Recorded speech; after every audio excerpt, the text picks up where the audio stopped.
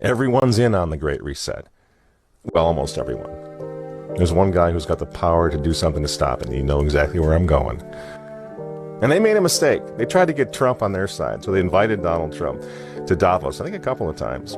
But in January, when Donald Trump, I think, really began to see the beast that he was up against, he went to Davos, to the World Economic Forum, and he stuck a mega finger in their eye.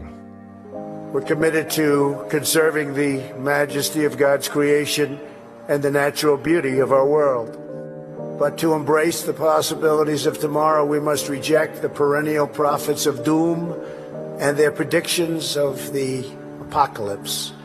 These alarmists always demand the same thing: absolute power to dominate, transform, and control every aspect of our lives. We will never let radical socialists destroy our economy, wreck our country. 2 days after Donald Trump gave that speech, the 89-year-old leftist weirdo billionaire George Soros made an emergency intervention where, at Davos, once again, warning that the U.S. 2020 election will determine the, quote, fate of the whole world. Now, in the context of Davos, take a look at this one more time. This is a month after Donald Trump addressed Davos and stuck the MAGA finger in their face. Here's what Francis, the Vatican, and Jeffrey Sachs had to say in response. And it is a dangerous country right now. It will be absolutely dangerous if Trump wins re-election. Trump wins re-election. Trump wins re-election. Francis invited this guy to the Amazon Synod as an honored guest and advisor. He's also Bernie Sanders' advisor. What's he doing in the Vatican? Why is this guy who's a promoter for a socialist, out and out socialist, Bernie Sanders, what's he doing advising the Pope? Why does he have entree to the Vatican, friends? Sachs supports abortion and contraception, but that's not a problem for the Vatican. For the Vatican, for Pope Francis, and for his friends at the UN, Donald Trump is the problem, obviously, friends. Clearly, I consider the Trump administration a danger to the world, but I regard it as a purely temporary phenomenon that will disappear in 2020. Do you get it? Do you see why there's so much hate for Trump? Because with all of his faults, again, he's the capitalist. He's not the globalist. He never will be one of them, which is why he pulled the United States out of the Paris Climate Agreement. Donald Trump pulled the United States out of the World Health Organization. That's Bill Gates and company. And now he's threatening to pull the United States out of the World Trade Organization. People say, yeah, well, Donald Trump got married twice. He's a bad guy. Really? He's right in the face of the demons on this, friends. Nobody ever said he was a saint. He's knocking the sacred cows of the United Nations down all over the world right now. The General Assembly routinely votes 185 against the United States on almost everything right now. And you remember, speaking of the United Nations, in November of 2019, again, right before COVID landed, Trump went to the UN, on the floor of the General Assembly, and he declared war on globalism.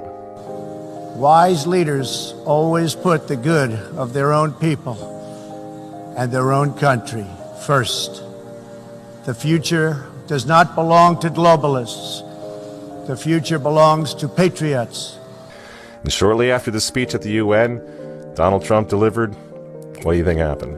The coronavirus was unleashed on the world, and Trump's booming U.S. economy went on life support. Do you think that was an accident? So when they tell all of us to stay home, wear your mask so grandma doesn't get sick, please understand what's really going on here. They don't care about your grandmother. They don't care about old people, these people. They don't care about babies. They want them aborted so that they can save the common home.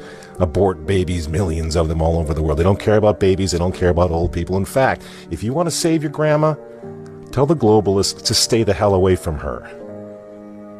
You remember how some of them, like Cuomo and characters like this, were running COVID recovering patients through nursing homes? That's how much they care about grandma. And the name of the game now is to bring the United States economy to its knees, get it out of the way, so that everyone will want the Great Reset. make the new normal so intolerably abnormal that even you and I, maybe, at some point in the near future, will be begging for the vaccines because we'll be driven crazy by that point. Begging for whatever else is going to keep us safe according to our jailers and our handlers and our zookeepers. You see? That's what they want. That's why they keep using this term, new normal. You know what we do to fight back? Go to work. Go back to school. If you're healthy, take off the mask.